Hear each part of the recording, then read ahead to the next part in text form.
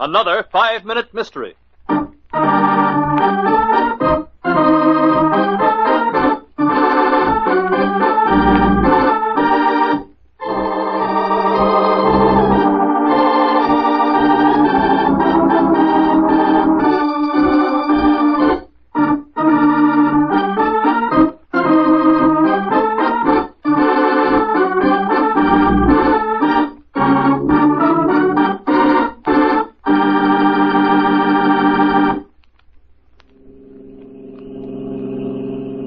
Well, Mrs. Holmes, how do you like it? Oh, it's beautiful, Ken.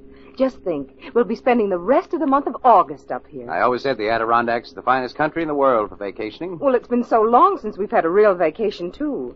There was always some murder or robbery to interfere with our plans. You know, being married to a private detective certainly has its disadvantages. But starting today until the end of August, it's all pleasure and no business, Beth. Ken, watch out!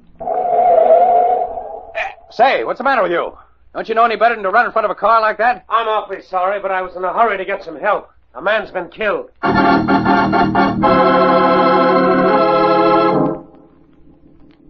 There he is, at the bottom of the cliff. What is it, Ken? Stay back, Beth.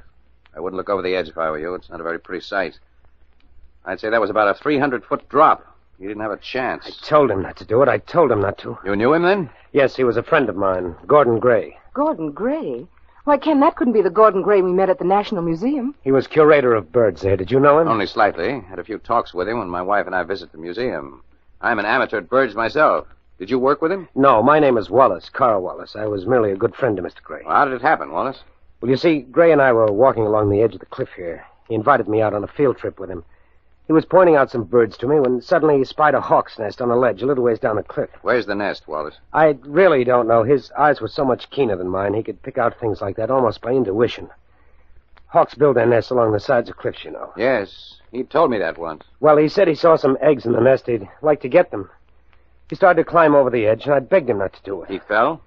Yes, he'd gotten about 10 feet down the cliff when suddenly he seemed to get dizzy. He put one hand to his head, he waved a moment, and then he fell. Oh, Ken. And he was such a nice old man, too. Yes, it's a pity anyone would want to murder him. Murder?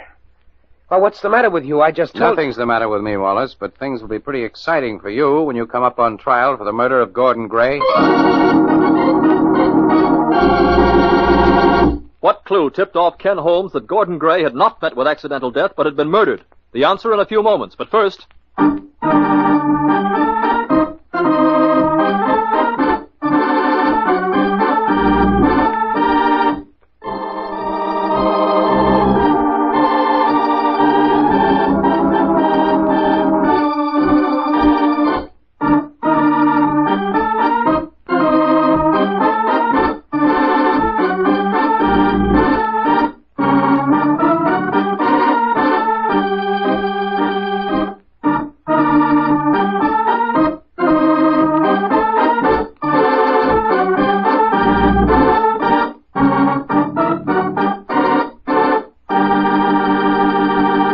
Now, back to our story. You're crazy, Holmes. I told you exactly what happened, and that's the truth. Not exactly the truth. You were running away from the scene of a crime when I almost ran you down with a car, a crime you'd committed. Gordon Gray didn't fall 300 feet to his death. You pushed him. Your on-the-spot alibi wasn't bad, except for one thing. A highly rated curator of birds at the National Museum wouldn't have said that he saw a hawk's nest with eggs in it on this mountainside. At least not in the month of August. The hawk's nesting period ended in June. Don't put words in a dead man's mouth, Wallace. They're dangerous.